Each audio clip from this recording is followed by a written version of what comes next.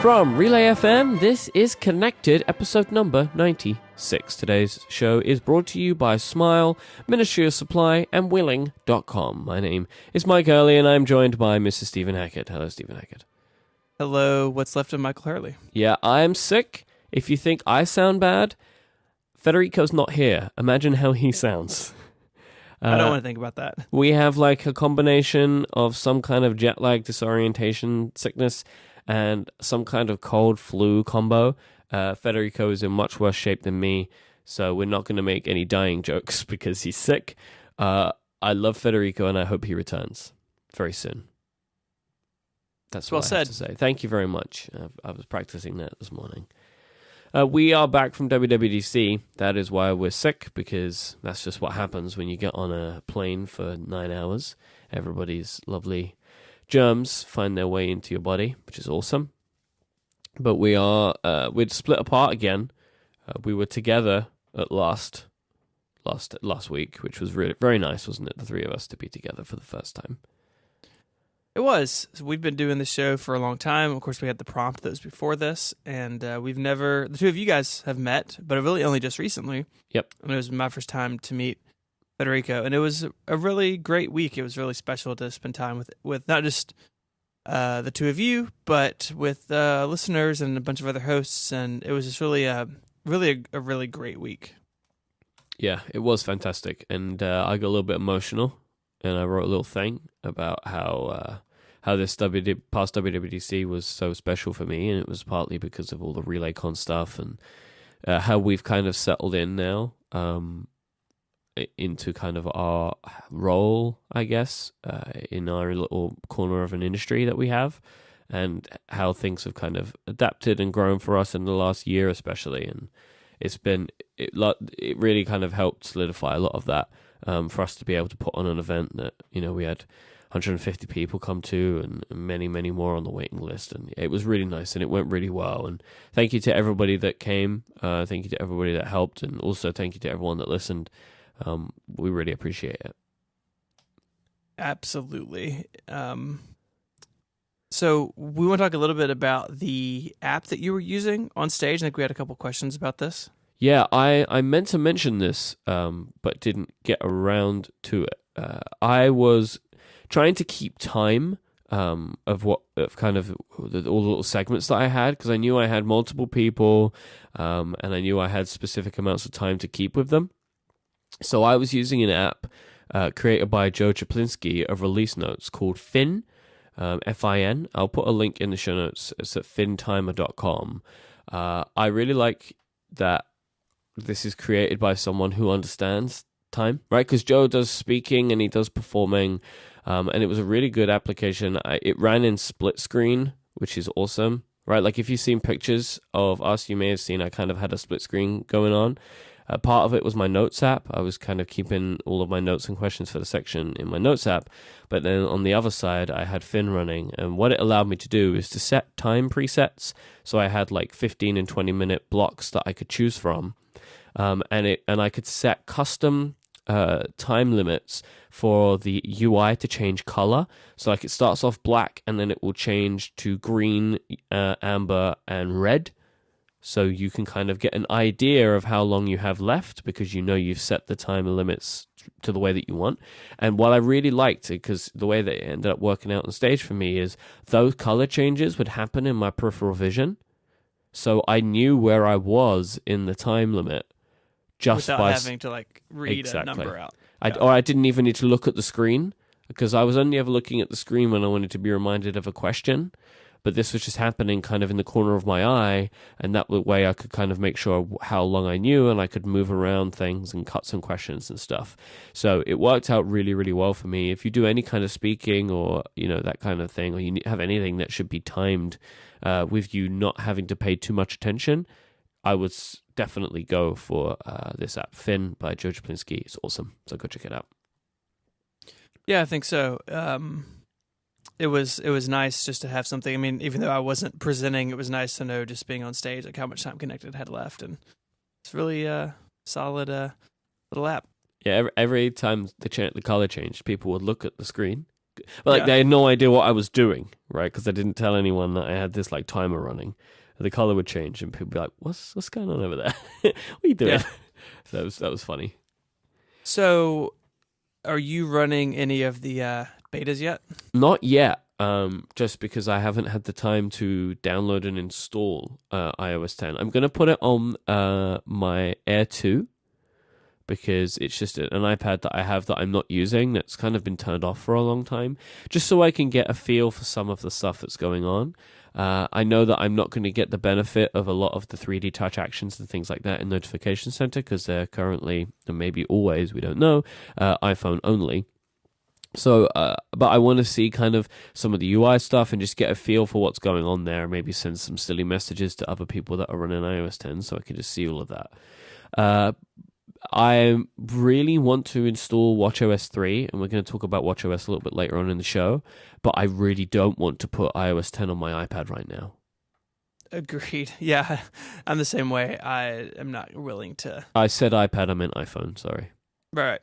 You haven't put the iOS beta on your iPod Hi-Fi. I wish I could. So I'm the same way. I'm not running any of them yet. Beta 1 is way too early for me.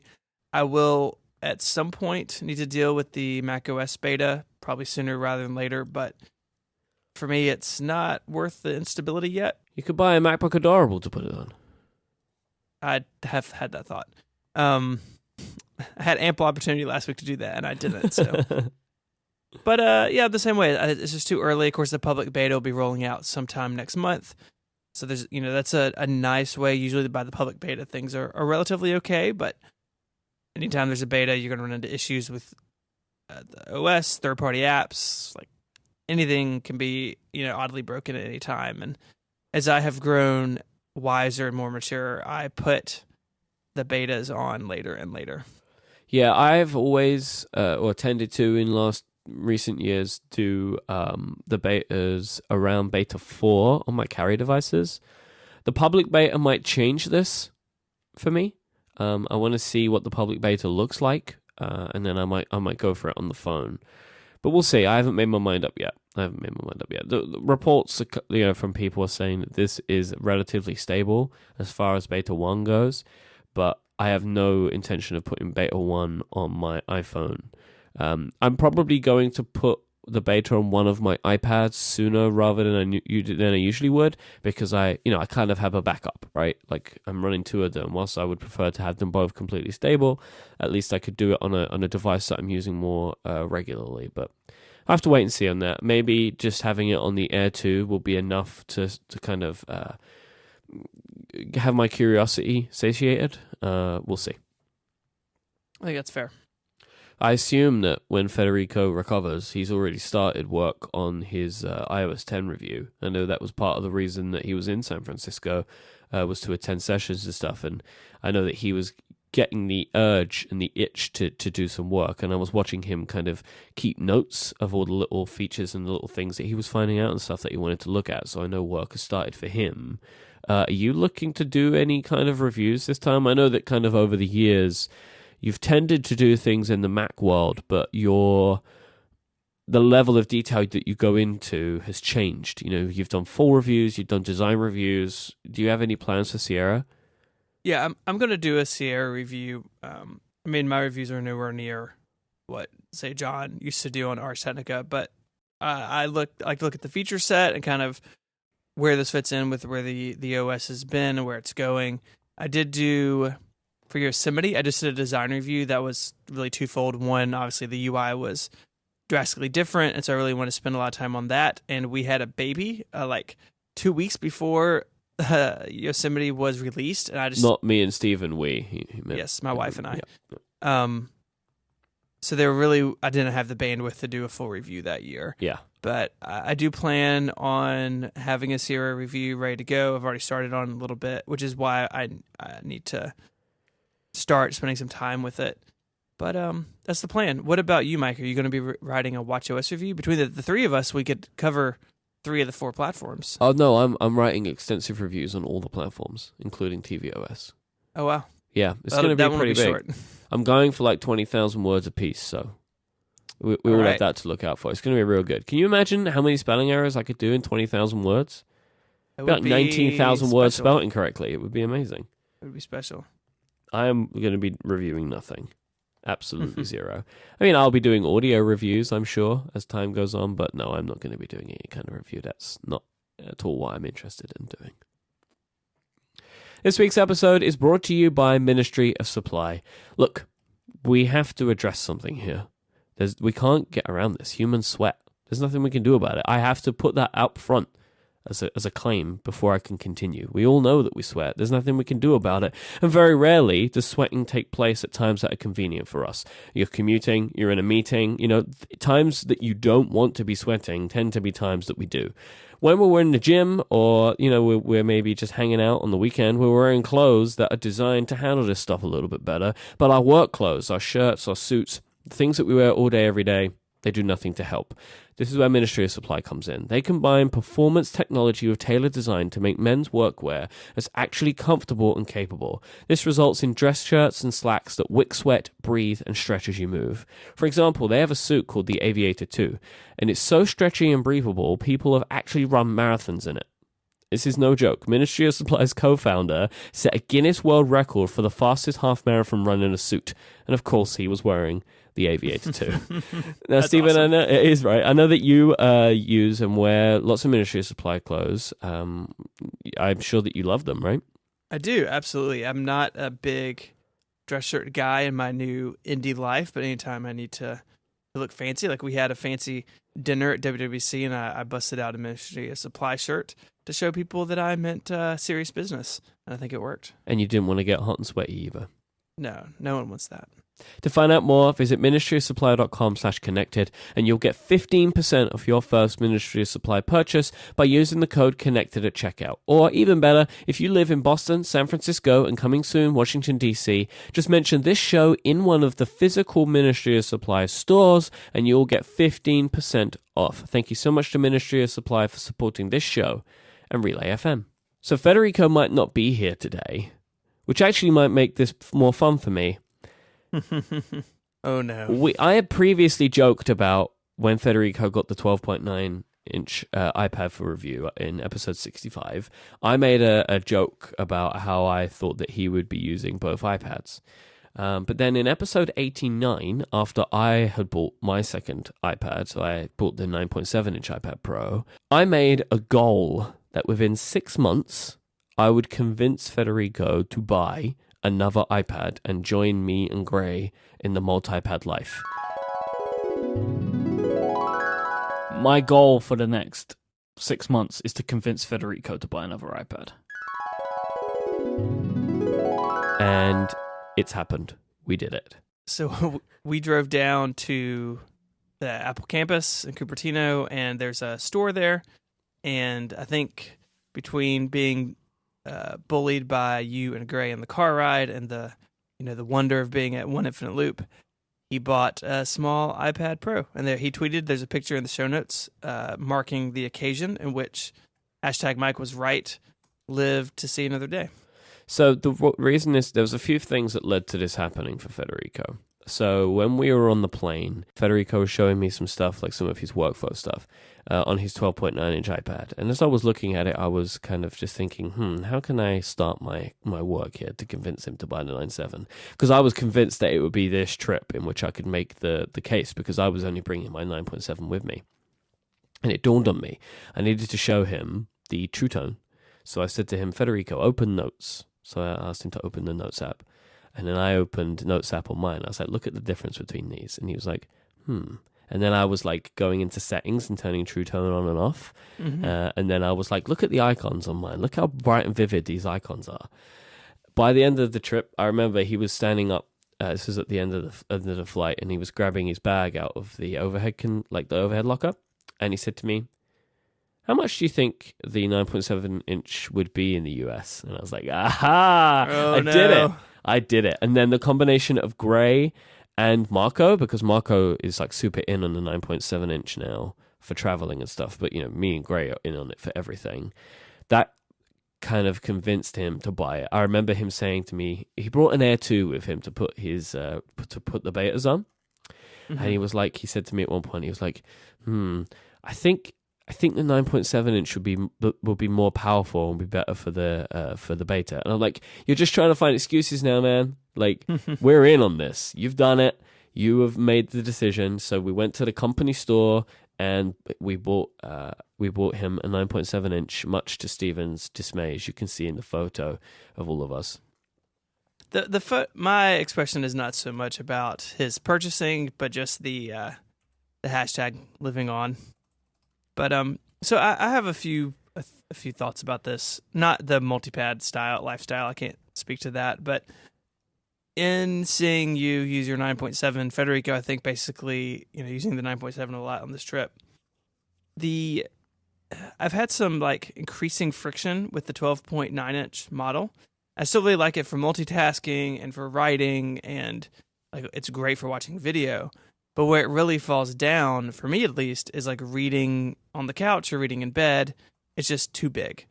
And I'm not going to run out and get a second iPad just to leave on the nightstand, even though Gray was trying to talk me into that. I do have this feeling that next time around, I may end up back at the 9.7 inch, just for like more well-rounded use.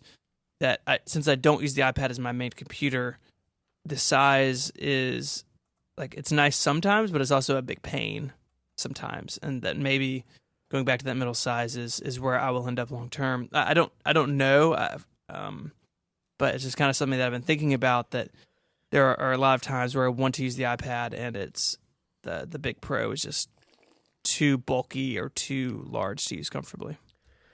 I really think that the combination of the two is the way to go. And I know that I've said this a bunch, but it made so much sense to me on this trip. Like, I bought the 9.7, I could get practically everything that I needed done on it. And I also was taking something light that could easily fit in the backseat pocket of the plane and all that sort of stuff. It was nice. But then I come home and I wanted to watch some video, and I whack out the 12.9 and watch it there. Or, like I'm going to be getting back into more serious work this week, and that's where the 12.9 really shines. But it does honestly feel to me like it's the Mac, the iPad that stays at home, rather than like the Mac that stays at home. Because I don't bring my iMac with me when I go on trips. I would bring a MacBook or a MacBook Pro. And for me, it's the exact same thinking that leads to me having both of these iPads and loving them dearly.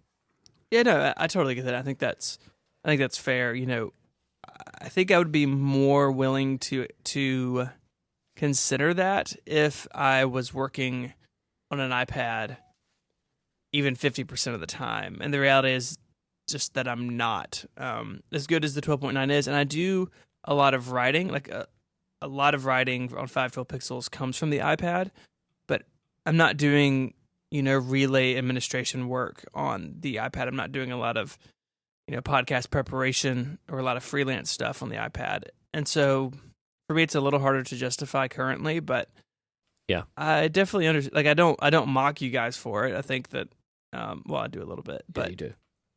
But, I understand it. Like, you're really looking for the best tools for the job that you need to get done, and who am I to make fun of that? Stephen Hackett. That's true. We spoke a little bit last week at RelayCon about some of the macOS Sierra features. We spoke about Siri and stuff a little bit.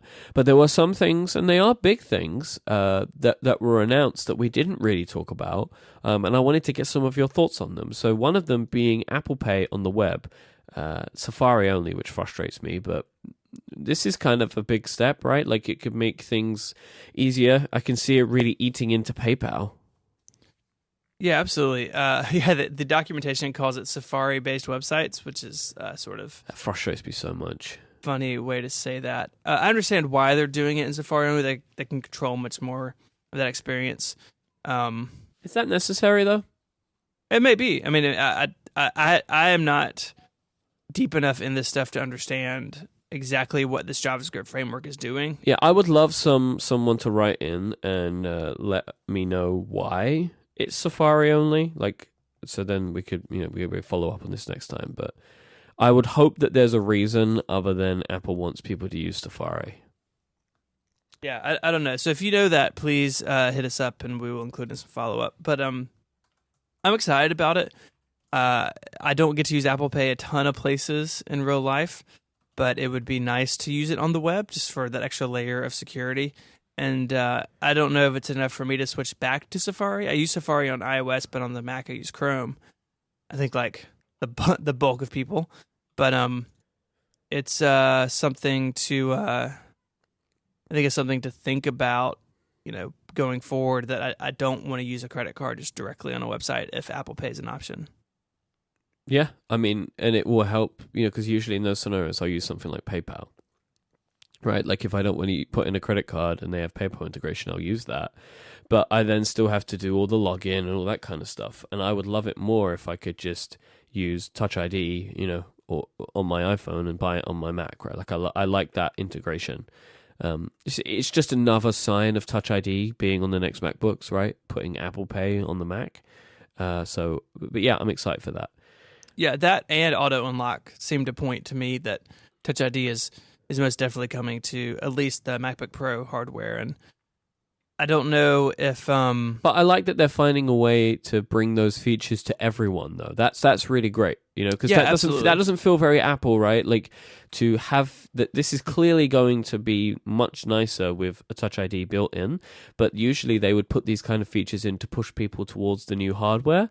But it seems like that they are kind of making them backwards compatible, you could say, with stuff that doesn't have a Touch ID sensor in, and I guess that shows that it's going to be a long time until everything can. Yeah, I that's an interesting point, because in the background of last week, there had been this story that iMessages was going to come to Android, and of course they really revamped iMessage, and it's still iOS and macOS only. So I do think there are some things that Apple still uses as like a stick or a carrot, depending on your point of view, to get people or to keep people in their hardware ecosystem. But I think something like Apple Pay is a little bit different, because Apple makes a little bit of money every time you use Apple Pay, and that they are using it as a service sort of in a different way than Message. Like Message is like a cloud service, but Apple Pay is like a life service, and maybe they just view those things a little bit differently. And I think that Apple Pay is a long-term move for Apple, and it may be that we get to a point where messaging apps aren't the hot thing. And I don't know. I think they're just treating it differently. I agree with you. It's an interesting change. It's one that I like. I wish Messages was a little more open, but I'm glad that everybody's going to get it. And if it was just you have to have Touch ID on your MacBook Pro to use this, that'd be kind of lame. And then what if if somebody like you who has an iMac and who uses a desktop as their primary Mac system is like, well, then you may never get it unless they stick Touch ID somewhere on that. So I think it's nice. I think that it will. I think at least for me, when it's available, I will definitely take that option, just like I do in a store. If there's a little NFC reader, I will always use Apple Pay as opposed to running my debit card. Something that I'm not so excited about, because I run my iMac from a mobile hotspot connection, is iCloud Drive desktop and document syncing. What is this? Thankfully, you can turn it off. Hooray! So if you think about Dropbox conceptually being a folder in your home directory that syncs to Dropbox's servers and then any other Dropbox client, this is basically doing the same thing through iCloud Drive, where it can be set up, and it is optional, to sync your desktop and your documents folder to iCloud Drive. Now, the files remain in place. They still appear on your desktop. So, if you go into Finder, you do have an iCloud Drive directory. It's in your sidebar, and you can put stuff in there directly. But this will actually sync your desktop. So if I have, say in your case, Mike, you have an iMac and a MacBook Pro, and you have an MP3 on your desktop, it will sync that MP3 to the desktop of your other machine, and vice versa. And it's also available in the iCloud Drive app or document picker on iOS. So if you're, for instance, if you're editing podcasts and you bounce out an MP3 and save it to your desktop, after it syncs, you can just choose the iCloud document picker on your iPad and upload it to the server that way. So you don't have to stick it in the iCloud folder or stick it in Dropbox. I think this is going to be useful for some people. I know a lot of people use their desktop, including me, use their desktop as just like a work in progress type folder. So if I'm working on a big project, I'll have it in a folder on my desktop, and the inside of it would just be crazy. And even though I'm just using a single Mac at this point, which is a topic we can get to another time, I could see a world where it'd be really great if I left this project in my iMac, but I need to get it. I just have my MacBook with me. Again, totally optional. There's always the overall feeling of like, do I trust iCloud Drive with this? For me, I won't speak for anyone else. For me, I don't use the iCloud Drive document stuff very much. I do have a subset of documents I keep in Bywords, iCloud container, and a couple spreadsheets and numbers, and it works fine. I'm not really pushing it very hard. So this is a big leap of faith if you're not kind of all in iCloud Drive. Like our friend David Sparks is like all in on iCloud Drive, and he uses it for everything, and he seems, at least from what I've heard, really happy with it. But I'm not in it. Dropbox is my file system, as I told somebody last week. Like everything on my machine that is of any value to me data-wise is in Dropbox. And that I don't know what it would take to break me from that, because I've been using it for a really long time and I trust it. But it's interesting to see Apple moving in this direction. So like a problem that I have is currently I have on my desktop all of my Logic files. So that's where they live. I don't want those syncing. It's like hundreds of gigabytes, hundreds and hundreds and hundreds. I don't want that to be sunk anywhere, really, to be honest. I think you're looking for synced-ed. Oh, synced-ed. Sorry, how could I have gotten that wrong? Synced-ed. Huh? Synced it over. No, I agree with you. And so one thing I do, I'm working on the next episode of Ingenious, another show that you and I do. And, it's got a Logic file and a bunch of WAV files and stuff, and I keep it in my downloads folder because I've set my downloads folder to be excluded from Backblaze to avoid that sort of, I'm tethering or I've got a slow connection and I don't want to be syncing or backing up, multi-gigabyte files. That's very weird to me. So downloads is kind of a little enclave for me to stash stuff with my cloud backup, not seeing it. Why don't you just not that you need my help here, but like what I do is I have a folder called Podcast Scratches, which lives on my desktop. That was where it goes. That feels like a more logical place than putting it in your downloads folder. It just seems strange to me to mix those things up. Yeah, well, I try to keep my desktop clean. So the only thing I'm actively working on. So something like Ingenious, I did the first edit. I'm waiting on you, so it's just hanging out in downloads, so I don't have to see it for a week. Okay, I get it. But to each his own. To each his own. Optimized storage. This terrifies me. Oh God. So I'm just going to read you how Apple describes this because it's a little complicated. So macOS Sierra can help make more room by automatically storing rarely used files in the cloud and keeping them available on demand. It can also help you find and remove old files you no longer use. So this is doing two things. The first one is kind of easy to think about, like photos. So you sync your photo library up to iCloud Photo Library, and if you make the settings correct, like on your iPad, for instance, it just stores your thumbnails, and then it pulls down the full-size file on demand. You tap on the picture, it spins, it comes in. So that's kind of called like nearline storage. But what this is doing is bringing that to the Finder. Again, totally optional. You can leave it off like I'm going to. And basically iCloud is watching, I guess, everything in your home folder. I can't tell you if it's the whole disk. I'm pretty sure it's just the home folder. And it says, hey, you've got all these papers you wrote in college 10 years ago. You haven't opened these in 8 years. Let's just store those in iCloud Drive, and we'll just leave a little icon in your Finder. And next time, in 10 years when you want to read one of those papers again, click on it, we download it on demand, and you can open it. In theory, I'm okay with some of this, but it's the idea of like me needing a file when I'm on a plane, but Apple has decided in the background that I don't need it. That's what I don't like the thought of.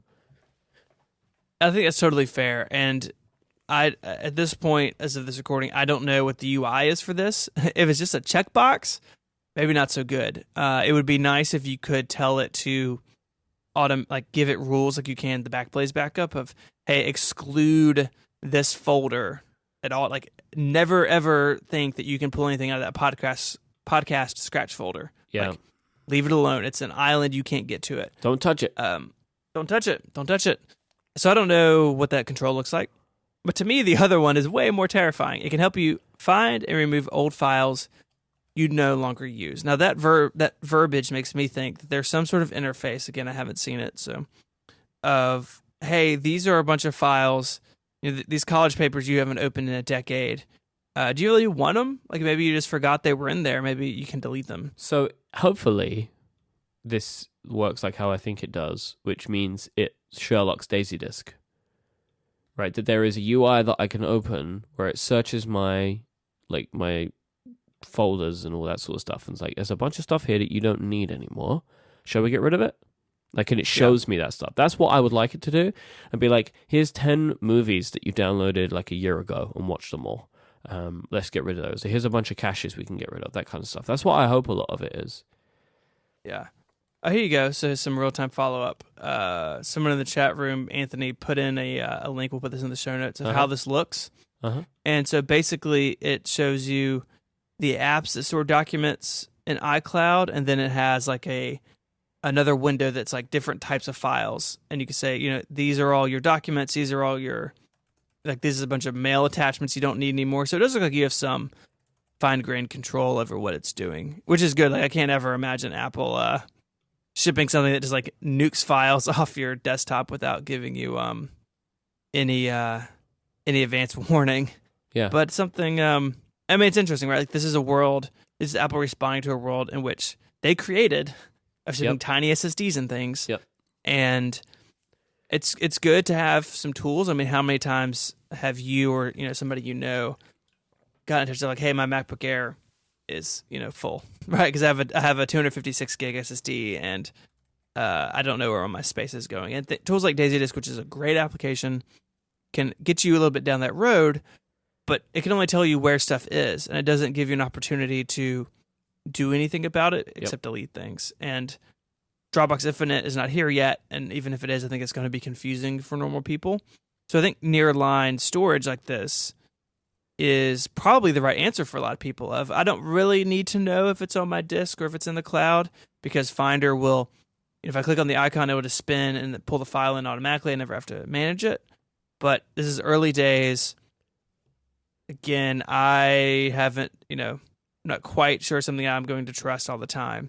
But it's an interesting low-level change to macOS, and one that I think that if it's done well, and I hope that it is, people will find useful, because people do run out of space all the time. One thing that I found interesting to find out, and I feel frustrated about this, is that the new messages features kind of in some ways work on OS X, Mac OS, I should say. But the thing that is frustrating is any of the new applications that will be out in the iMessage App Store, you will be able to view any of this stuff on the Mac, but you cannot create it. There will be no iMessage App Store on the Mac, and this annoys me. I don't know why they're doing this. Like, it feels like you're bringing a new, bringing a new thing, a new platform, and just deciding to not put it there. And I know it's like engineering time, etc., etc. I get all of that, but it feels like that you're just intentionally putting the Mac on a lower footing. Like you're just deciding to do this, Yeah, absolutely. So I at least use iMessage all the time on the Mac. It's a great way to keep up with people. My guess is, like, this is one of those things that Apple does sometimes, where it's like they put one foot in front of the other, and you gotta wait for the other one to catch up. Like, I will not be shocked at all if next year in 10.13 there is Message App Store and all this other stuff comes to the Mac. Either they kind of get it done in time, or, I mean, there's no telling what happened, but it is a little frustrating that some of this stuff will be read-only on the Mac, and I am not as excited about some of the stuff as you are, like all the exploding backgrounds and stuff. It's just like, whatever. I mean, I understand why people like it. I'm excited about some of it. I think some of it's a little over the top. But I think that it will get there eventually, but maybe they had trouble like with the interface or couldn't get it to work the way they wanted it to. But I will be more worried about this if we get another release under our belts and it's still not there. Overall, though, this is a really chunky macOS release, which is great. maybe a little bit more than we would have expected, right? There was quite a few things that went in here. Yeah, and it's more than what it appears. So there's a bunch of other stuff we haven't talked about. On the surface, it is not a very big update. And I would say it's not even as big as something like Yosemite or even Mavericks had some interesting stuff. It's not huge. I mean, the high level features, you can write them off in one hand, but some of the changes are pretty significant. Like all this nearline storage stuff is a big change. Obviously, we haven't even talked about it. There's file system change coming, and you're getting some stuff like the smart photo stuff that's happening on iOS is happening in Photos on the Mac. So like, there's a lot of stuff going on here. Picture in picture as well. Picture in picture is coming, which I like. I used an app called Helium to do that, and I guess they got Sherlocked a little bit, but Sherlocking all over the place. Sherlocked all the way. All the way, double Sherlock. All the way. And one of the big things I think it's worth mentioning real quick is the policy change with iCloud, and this I think came out when the Phil Schiller news broke before WWDC. Don't remember if we talked about it. No, I think it was State of the Union. It may have been. I think you're right. So up until this point, to use iCloud features like CloudKit or the key value storage or all the different various iCloud components you can put into a Mac app, you had to be in the Mac App Store to use them. And so what you would see is an app leave the Mac App Store and suddenly their iCloud sync went away, right? But with this policy change, Apple is allowing any signed Mac app to use iCloud, regardless if it's sold in the store or sold directly or free from a developer website. Yeah, which is huge, right? Because I think ultimately, if you look at the Mac App Store, you look at iCloud. Apple said iCloud is more important to us than the Mac App Store, and we want more people to use it on their Mac apps. And I like Mac apps that offer iCloud sync. It's all very helpful. But there are a lot of apps that I use that aren't in the App Store. And if given a choice, I will usually choose the non-App Store version just so I don't have to deal with the dumpster fire that is the Mac App Store, which, by the way, got no attention. I don't know if it's any better in Sierra, but it got no mention on stage whatsoever about like Mac App Store improvements. Like, does the app work? No one knows. But it's interesting because iCloud was one of the few carrots that Apple had to attract developers to the Mac App Store. And now they're saying, as long as you sign it with a developer certificate, then you can do this without dealing with the Mac App Store. And I think it's Apple realizing that the Mac App Store doesn't work for everybody. So somebody like Sketch, who left the Mac App Store last year, just announced a new subscription model, which I find really interesting. I think really well done. And they could be back in the App Store. I think a lot of the thing was about the pricing, but now they have the opportunity to use iCloud if they have a use for it. So I think Apple realizes the Mac App Store just doesn't work for everybody, and I think it's also a goodwill gesture to developers saying, "Hey, we know the Mac App Store maybe isn't what it should be, and maybe you left it, maybe you've never even considered it, but we still want you to feel like you're a valuable citizen in the Mac software ecosystem." And for better or for worse, a lot of that is focused on iCloud now, that if you can use iCloud, you can feel more like a first-class citizen on the Mac. And so I think Apple realized all that and made the policy change. And I'm all for it. I think it's a great change. I think that it does mean maybe that the Mac App Store will kind of just continue on, like just, kicking that can down the path a little bit further, but I think that's okay. I think it's a net win for the platform. This week's episode is also brought to you by Smile, and today I want to talk to you a little bit about PDF Pen. It is time for you to break the cycle of scanning, printing, signing, and faxing. So you get a document, you have to print it out because you need to sign it, and then you scan it. And then maybe you need to send it off somewhere. Or maybe you get a document and you have to print it and sign it and then fax it 'cause it's the only way to get it back. Just stop all of this. Nobody wants to do all of this. It's time to go paperless. It's time for you to get PDF Pen, the ultimate tool for editing PDFs. With PDF Pen, you'll be able to add text and graphics to your PDF. You can make corrections. So if somebody sends you something, you want to change it, you can actually just change the text in a PDF. You can redact sensitive information that you don't want people to see. You can even number pages. There's so much more to 2022, PDF Pen has got you covered, and the new PDF Pen 8 will further enrich your PDF creation and editing experience. You can also make audio notes now that you can record in place. You're able to access file attachments, export to Microsoft Word whilst offline, and you'll also be able to sign documents now with digital signatures, allowing you to send and receive PDFs of a greater degree of trust than ever before. I use PDF Pen constantly in my work. Like I feel like it's one of the apps that I have in which I wouldn't be able to get my job done in the same way if I didn't have it. It helps me constantly. I absolutely love this application. I deal with so many contracts and things like that it really, really helps make a difference with the way that I get my work done. You can learn more about PDF Pen today at smilesoftware.com/connected, and thank you so much to Smile for their support of this show. All right, so on Upgrade this week, me and Jason spoke a lot about watchOS 3 and about it kind of being the best thing at WWDC, I think, in our opinions. Like, of all the platforms, it's the one that got the biggest change. It's the one that we're excited the most about. So, Stephen, I wanted to kind of hear from you a little bit about your thoughts on watchOS and maybe if you agree with me and Jason. So, one of the biggest things here is Apple making some big moves to kind of rethink a lot about the way that we interact with watchOS, with the first one, I guess, being reworking the buttons. What do you think about the change in the Friends button? Are you sad that you won't be able to so quickly digital touch people? I'm totally fine with that change. I think it's actually really encouraging. There was some concern, I think, even from the three of us, that Apple sort of viewed that feature as like really precious. They spent a lot of time on it in the demos.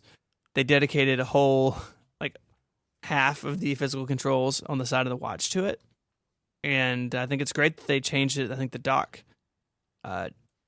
model will really work well, and I think it's a sign that Apple really did go back to the drawing board of the watch and say, you know what, we maybe thought it worked this way, and maybe in their circle of hipster designer buddies at work, they did use it that way.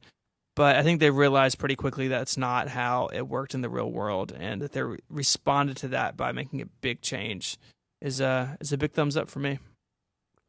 So a lot of this stuff is focused around the recent apps, and a lot of the benefits that we're going to get is because of that. So the idea of things staying in memory and the dock and how the complications lead into some of that stuff. Do you think this is going to be good? Do you think this is a big change? Do you think it's going to be useful? I think so. I think that, in talking with everyone who has a watch this past week, and even looking at the way Apple describes it, a lot of people have just a handful of apps that they use in their watch on any regular basis, and a bunch of other apps that just get installed automatically that sit in that honeycomb. And so to elevate your favorite apps to the dock and leave the rest in the honeycomb, on the Mac it would be the dock and the applications folder. Having a way to say, these are the apps that I care about, these are the ones that I use on a regular basis, and because of that, I want them to be auto-updating and getting all the benefits and being in the dock.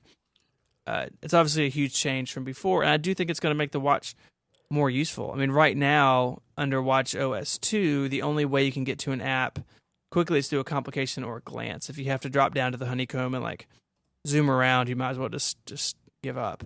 And I think Apple recognized that, and Yep.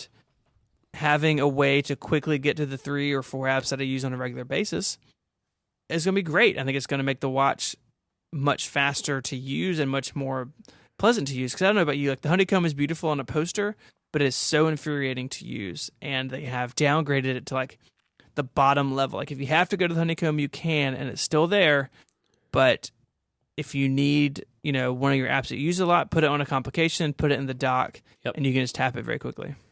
Yeah, I'm excited about that, right? And it came across quite well in the talk show where Federici was, kind of ragging on the watch a little bit, and was kind of saying, and I think it was Federici who was saying this. It may have been Schiller, I don't remember, about how you're kind of holding your watch up, and you're staying there for a few seconds, and it's not doing anything, and your arm's starting to hurt, and then you just reach down and grab your phone.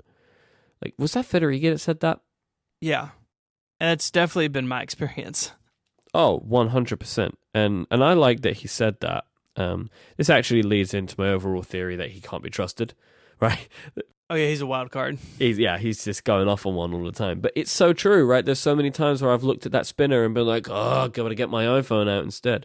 And they're focusing on that as a big thing for watchOS 3. And that makes me really happy because they are understanding the ways that they failed and they're re-architecturing and reworking the watch to deal with the problems. And I'm very happy about that. And I'm excited to see how it works. And I was listening to Under the Radar this week, and Underscore was saying that like he was running 2 watches, which was hilarious to see. That it on the existing watch hardware, on Apple's built-in apps, like that's working now, and it's fast and it's responsive. I'm very excited about this. This feels like that they're building the watch that I always wanted to use. Like, and that currently I'm kind of, it's the hardware I want, the features that I want, but there's something in between that's kind of broken. But it feels like that's not going to be the case here. Glances are gone, right? Yeah, the glances are gone. So the interaction now is put it as a complication on your watch face, and they did make changing watch faces easier. Or hit the side button and go to the dock. And so if you swipe up now, currently, you can swipe through all of your glances. Now there's Control Center, just like on iOS, but it's not a page deal. Like it's just Control Center, and basically they I think they said in the demos they sort of folded in glances into the dock. Like it's the same idea. Like glances kind of in a way like not that dissimilar from the dock. It's like your favorite apps. In theory, they were supposed to launch quickly, but of course they didn't, and now it's behind a side button as opposed to a swipe up. So they're gone, but like I guess the spirit of them is still kind of there in the dock. But I use them heavily, but I really feel like I was one of the few people. Like I get the impression that glances obviously were just sort of skipped over by a lot of users. Yeah, and what I like is that the new kind of dock feature, it shows all like a UI that is updated. So it's when you hit that button and you're scrolling through the apps, you're seeing accurate information, which is kind of like glances. So yeah. I feel like that they've found a nice middle ground between all of that. And I'm excited. I'm very excited about it. What about multiple watch faces? Do you think you'd use this feature? I don't use it now, but I also don't. I only use one third-party complication right now because they're so slow. Okay. And so it may be that. So what Apple's pitching is you set up a watch face for work that maybe has your calendar and your OmniFocus on it, and then you swipe over and you have your, maybe your at-home watch face that maybe has your grocery list and it doesn't have your calendar and it has the weather instead. Or you swipe over and you have like at the lake weekend and it has nothing on except the weather. Like they're setting it up to say, use your complications as a context-aware type scenario where you can change what you see based on where you are. Of course, they can't do it automatically. That'd be sweet, but they're not doing anything like that. But they're really pitching to say, make your complications like part of your life in a new way. And if they do that and they work this time, then I could definitely be interested in revisiting them. It is interesting that the gesture to change watch faces is now an edge swipe. Basically, anything that was 3D touch only is gone in watchOS 3. It all has another way to be done, which is very interesting to me. Yeah, interesting. But I think that they're making the pitch of like, hey, do this. Like, you use watch faces to your advantage. Because up to this point, I've always seen a watch faces like, I just want to pick the one that looks the way I want it to look, and I very rarely change. In fact, the only time I really change is actually like when I'm flying, like I was twice last week, and I will use the utility one, and I'll put the calendar as the big one so I can see all my flight information. But the rest of that, I just use the utility one like all the time with 2 complications on it, and it never changes. I think Apple wants it to be more interactive than that. So I think all that stuff is good. I think watchOS 3 is a great move in the right direction. What's really interesting to me, and I want to see what you think about this, Mike, is it sort of makes like my like burning desire for new watch hardware not as important. Like this is faster on existing hardware than I wanted a new watch to be faster, and like using underscores even in beta 1, it's not instant, but it's way quicker. And it kind of, I don't know, like I'm not like super anxious for new watch hardware all of a sudden. What do you think? The only feature I wanted from a new watch was faster. That was all I wanted. Like, so if they add a camera, I kind of don't care. If they make it thinner, I also kind of don't care, because then the battery might not be as good. And I actually don't think they're going to make the next watch thinner, because they've just decided to like eat into the battery life that they had, right? That's a really good point. So I can't imagine any hardware feature that I would specifically want. Like, there's nothing that I'm pining for. Now, Apple has the ability, as always, to make something that I didn't expect. But a lot of the things that I wanted, the main thing I wanted from the new watch hardware, seems to have gone away.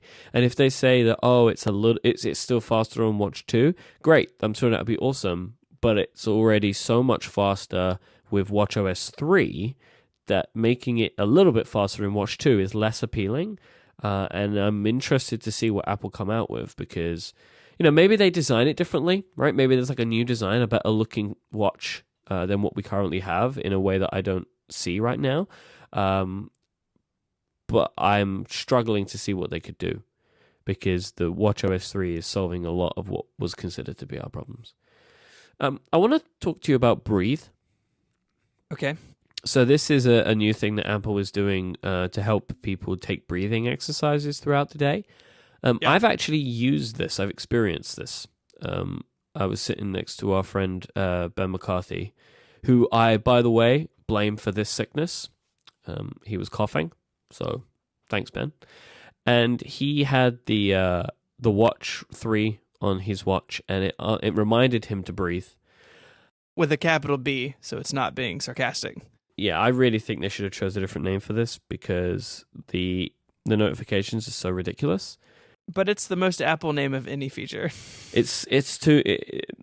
Basically, I know why they called it this, and it looks nice, but the way that it notifies you means it kind of makes fun of itself. Like reminding you, it's like, remember to breathe, that kind of stuff. It's like, no, come on, guys, let's not do this. But anyway, basically what it does is it said to us, we went into the mode, and it was like, we want you to kind of clear your mind, focus on your breathing. We're going to take 7 deep breaths. And then there's an animation that happens on the screen of like a kind of a pseudo flower type thing, expanding and shrinking. And every time you need to change from like breathe out to breathe in, you get a little tap on the wrist. And do you know what? I really liked it. I don't think I'm going to be doing this like 7 times a day, but if it reminds me to breathe while I'm in a particularly stressful time in my day, I will totally do this. And I would love it if a way that they're doing this, or could do this in the future, is monitoring my heart rate and then reminding me to do this. I think that might be kind of cool. Like, there might be a difference there. Or maybe some people have spoken about this, like that Watch 2 could be getting new sensors, and one of those sensors could be to try and understand stress. And if it can do that and couple this in with the breathing, and that might be why they're introducing it, that would be really cool, and I would like that. And yeah, I did it, and do you know what? It did calm me down for a little bit for that time. So I was kind of happy with that. This is something that I will use. I think I will use it as much as I use Stand, right? So not all the time, but it does remind me to do something that I should be doing. So yeah, I thought it was kind of cool. But the name sucks. I think it's one of those features that it's easy to sort of write off in the context of like a developer keynote. But I agree with you. I think it's going to be useful for some people. I too have used similar things in the past, and there really is something to it. And I think if it could bring more people to that sort of thing, then hey, that's great. It's just one of those things. I agree with you. The name is funny. So let me understand. So it can use the haptic feedback to tell you like the timing. Is that what you were saying? Well, because what it's doing is asking you to breathe in and breathe out, right? So instead of you sitting there and watching the animation move in and out the whole time, which we did do just to see what it looked like, because you'd be holding your wrist up. So it'll tell you to breathe in, and then it will tap you, and then you breathe out, and then it taps you, and then you breathe in. And I think that there are different tap gesture, like the amount of times it taps you, I think differs, so you can kind of place where you are and you learn it over time. But it just stops you from having to stare at your watch for 20 seconds. So like you look at it, you know when the first motion is, and then you can kind of put it down, and it will just hit you whenever you need to do that. Does that make sense? Gotcha. Yeah, this may be a reason for me to finally get my watch fixed, where my haptic like taptic engine in my stainless steel watch doesn't really tap me anymore. It just sort of rattles. Probably problematic. Oh. Apparently, I've heard people say that the steel watch has a weaker taptic motor than the sport watch. I don't know if it's that or if it's the body weighs more and it just can't make the movement as convincing. But mine definitely sounds like a little bomb going off every time I get a notification. Then you've got a problem. I think I do. Other than that, like, are you thinking that any of these features might make you use the watch more? I know, like, of the three of us, you're the one who's kind of given up. Yeah, I wear it about 50% of the time. I took it with me to WWDC and did not take my other watch. Wore it the whole time. And I think that it could really make the watch more helpful for me because I have that frustration that everyone else has. But because I work at home, I'm not like running around all the time. Like my phone is always where I can use it. We've spoken about this in the past, but in a previous life when I had a lot of client meetings, the watch was much more useful to me because I couldn't pull my phone out and I could just quickly glance and see what was going on. And now there's no one telling me that that's rude because I'm just at home with the dog all day. But so when I'm out wearing it, running errands or something, the slowness, the lack of the reminders app will be a nice change. When I go grocery shopping, that's what my wife and I use, and it's always frustrating to have to use my phone. It's like, why isn't this on the watch? Well, now it is. And so I don't know if it's gonna make me wear the watch all the time again, but I think that it will definitely make the watch more useful to me.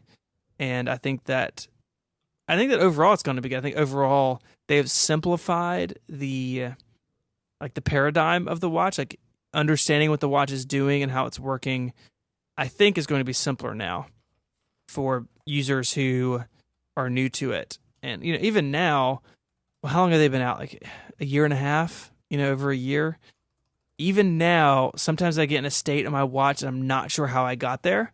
And I just sort of have to like bail out to the watch face and start over. And I think that will not be the case anymore. I think they've solved that. And I think it will make it a more compelling product for new users as well. This week's episode is also brought to you by willing.com, the best way to make a will.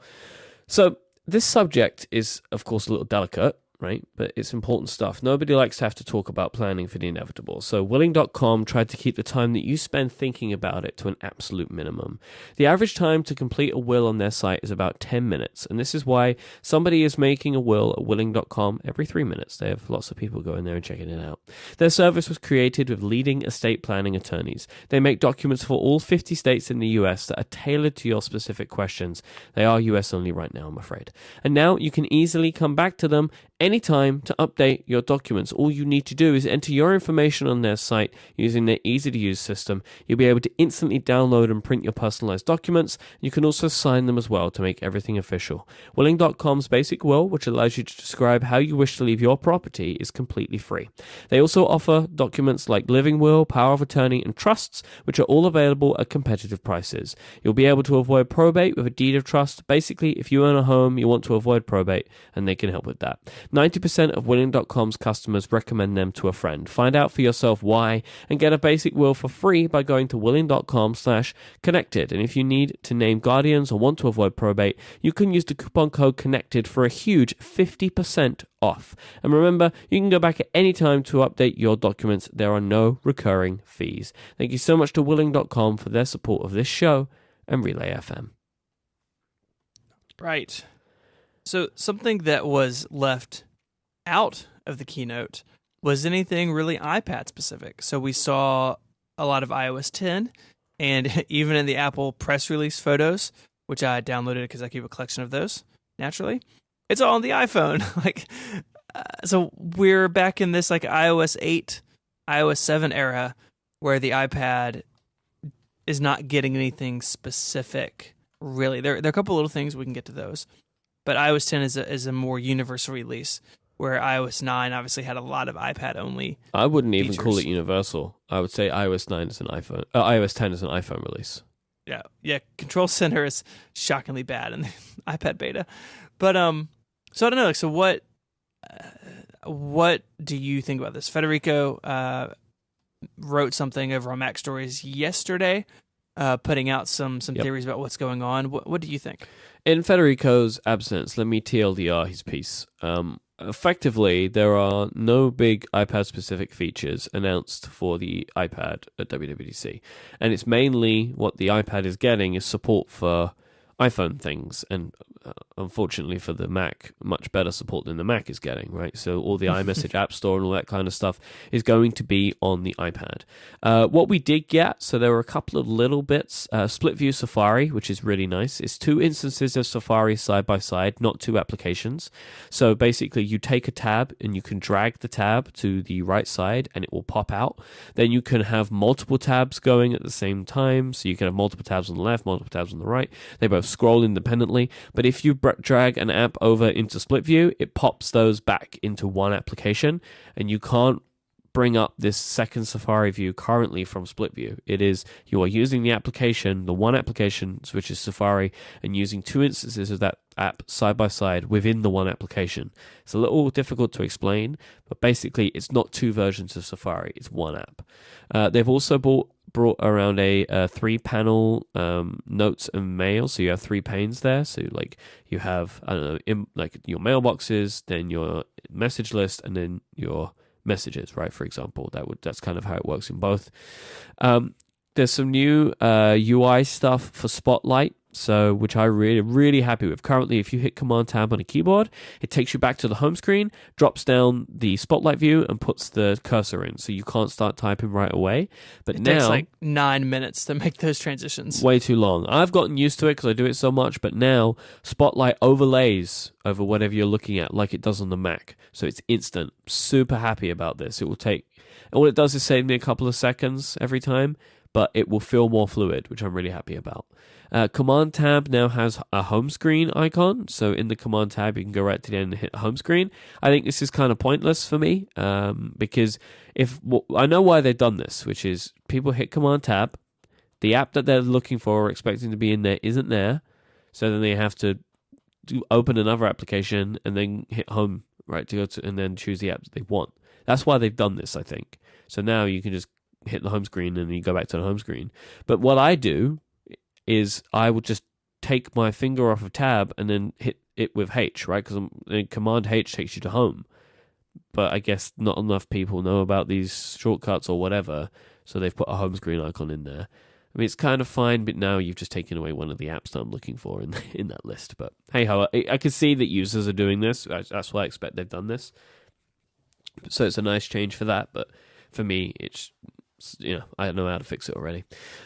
Federico believes, so the crux of Federico's article is what's happening with the iPad. And he has belief that we will see more iPad-specific improvements later in the iOS 10 release cycle. So somewhere after iOS 10 is released to the public, before iOS 11, there will be point releases with more iPad-specific improvements.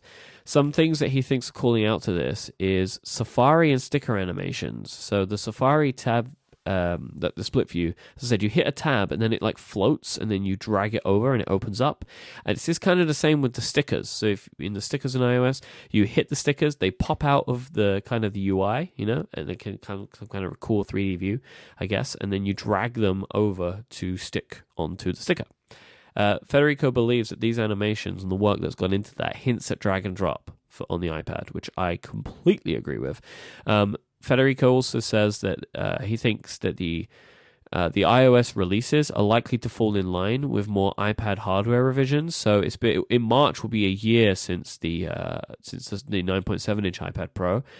This seems like a real good time to have more releases, and it may take cues from the iPad education enhancements, which were in 9.3, which I believe was March, right? They came out.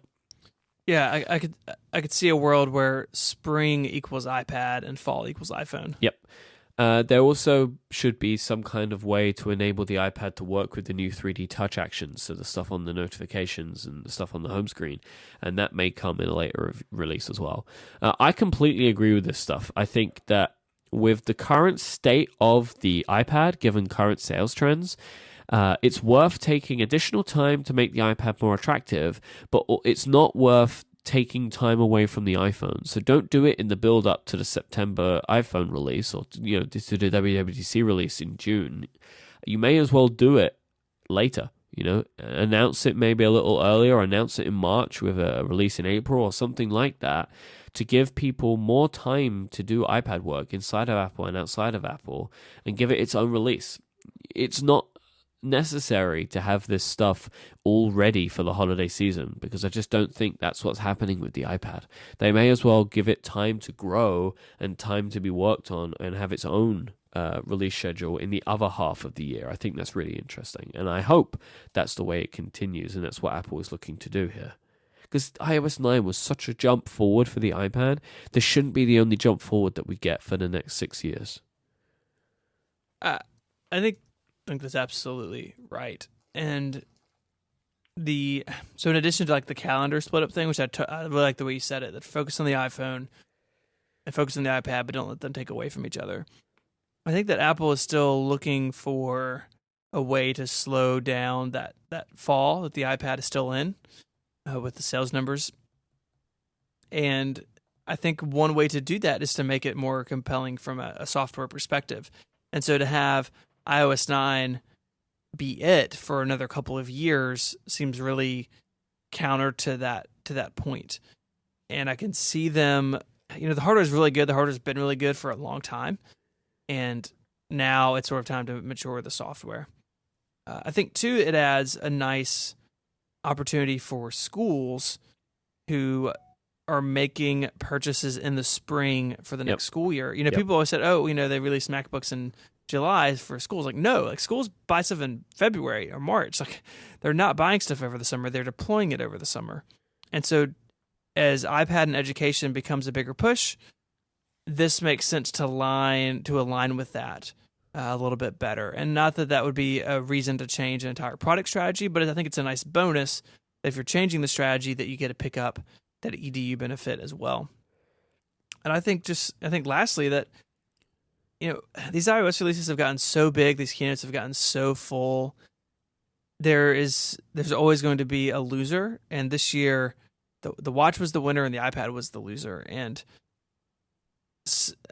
putting the iPad in the spring, and once if they're doing this, and once they set the calendar, after the second fall of the iPhone was out, we all kind of understood that the fall meant new iPhones. If they can set that schedule with the iPad, it also takes a little pressure off WWDC and the fall events. If people aren't running around doing what we're doing right now of where's the iPad? Well, if we can all understand that it's in the spring, then everyone is less stressed about it, and it helps even out their calendar. It won't be 2012 where everything was in the fall. It will give them some opportunity to handle everything better from all sorts of different angles. And so I'm all for it. I understand that right now there's a little bit of a pain point. If March is going to be new iPad hardware, it means that 12.9-inch iPad may be a year and a half old by the time they refresh it. But I think that's fine. I think you have to go through these changing and growing pains to get to where they want to be.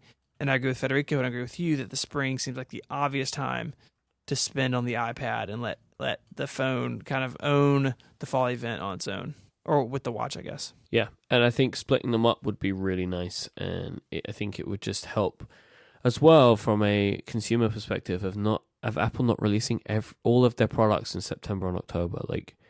That is not good, in my opinion. To release all of your hardware within the space of a couple of months of each other. I think that doesn't help consumer buying decisions as well. So I think it might be nice to help spread that out a little bit, even if it just helps me. Come on, Apple, give me a break here. I can't buy everything. I was listening back to some of the episodes to find the little clip of me saying to Federico about setting my goal, and in that episode I just bought an iMac and was talking about buying an iPad Pro, and then I remembered how bad my bank account felt in September of last year. Oof. It's a lot of stuff, and I think that the watch will benefit from the holiday bump more than the iPad will. I mean, clearly if you look at the sales numbers, the holidays, it matters for the phone, it doesn't matter so much for the iPad. And so if that's true, then why not break it? And why not give the watch that fall spot and let the iPad do what it wants to do naturally? I don't think there's any downside to it. Especially because Cook has been on record to say that the watch is a full product. They've said that. And I think having them, like you said, he said holiday season, I think, actually. So having them both come out in the fall together, it will also allow the iPhone and the watch to gain new features that are exclusive to each other, with every new hardware revision, which I think is the way that they sell those products as a pair going on into the future. I think that could be good for them. So I think we're going to see this stuff. I agree with Federico. I think it's coming, and I think it's going to come around March time. We're going to have to wait and see, but there is a part of me that is fully aware of the wishful thinking aspect of this. That is not hidden to me, right? Like, I'm very aware of the fact that, like, I'm holding on here to see more. If we don't see anything within this revision, I'm going to be very, very upset, because Apple had really shown to us that they were focusing on the iPad. Then they released Pro hardware. If we don't see anything this year to kind of take advantage of that in new and exciting ways, that is going to be very disappointing. Very, very disappointing indeed. And it will again show an unfortunate lack of care in advancing the platform, which they'd shown for so many years, but it looked like was changing. So I do still believe they're going to do it, but I just want to say that, like, if they don't, tut, tut, tut. Yep. That'll be, I think, like most things, time will tell, but I think time will really tell here that if it is next fall before we see anything iPad specific, then something is going on. But I don't think they're going to do it. I think that Apple has shown that it cares about this platform. They're obviously investing heavily on the hardware side, and I think they've got momentum coming out of iOS 9 and iOS 9.3, and it makes a lot of sense just to continue that momentum forward, to keep people excited, to keep developers engaged, and to keep the public interested in what's going on, right? That it's not just a big iPhone, that it can do things that are unique and that are powerful and that are well suited to the larger display. It's just a win all the way around if they can keep it up. Cool. All right. Shall we wrap up? I think that does it. I made it. You did. It's pretty good, right? It's good. I feel real happy that I got all the way through. Well, you have to close the show. It's not quite done yet. Yep. There we go. Done. Now thanks so much for listening to this week's episode. Thanks to our sponsors, Willing.com, Smile, and Ministry of Supply. If you want to find Stephen's work online, he is at ISMH on Twitter, and he writes over at 512pixels.net. I am at iMyke, IMYKE. Federico, if you're out there, I hope you feel better, and I hope that we'll hear from you next week. He is at Viticci on Twitter, VITICCI, and you can read his great iPad article, as along with many more amazing things over at macstories.net. If you want to find our show notes for this week, head on over to relay.fm/connected/96. We are on Twitter as well. This show is at _connectedfm. Thank you for listening. We'll be back next time. Until then, say goodbye, Stephen. Adios.